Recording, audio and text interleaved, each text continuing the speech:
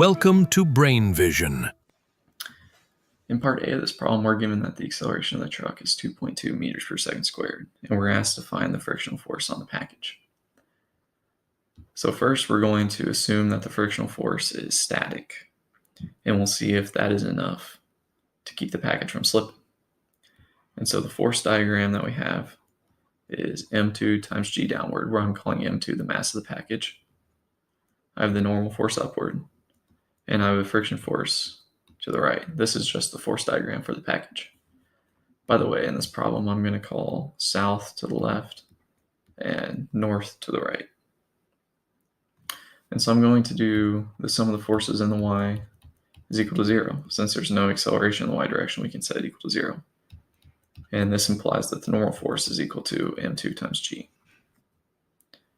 Thus, the static friction force, which is usually defined by the coefficient of static friction times the normal force, which I'm calling little n, not big N, is equal to the coefficient times m2 times g.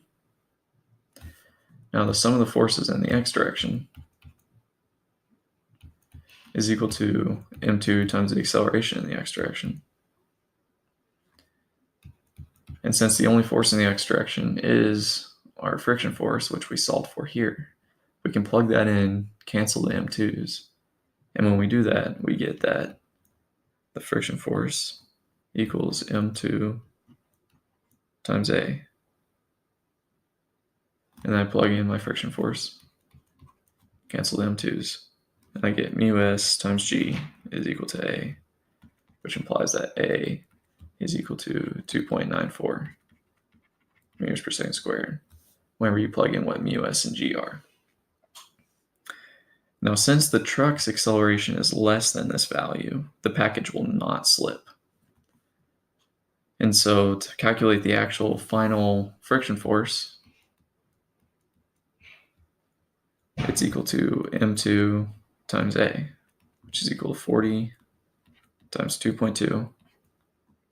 And so it's 88 newtons. And since it's not going to slip, it's going to be to the right here, which is in the north direction. So it's 88 newtons north.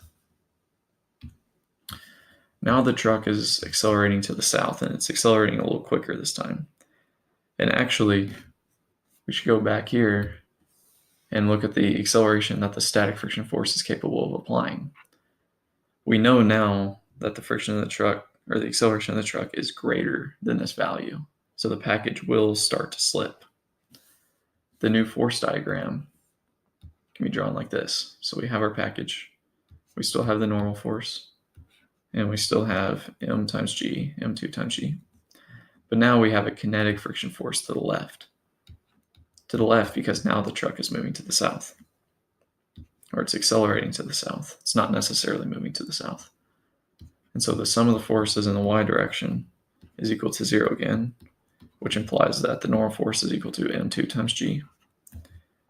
And so the kinetic friction force is defined usually as the coefficient of kinetic friction times m2g, where this is just the normal force. And we can plug these values in, and when we do that, we get 78.4 newtons. In this case, it's pointing to the left, and so it's south, and that's the final answer.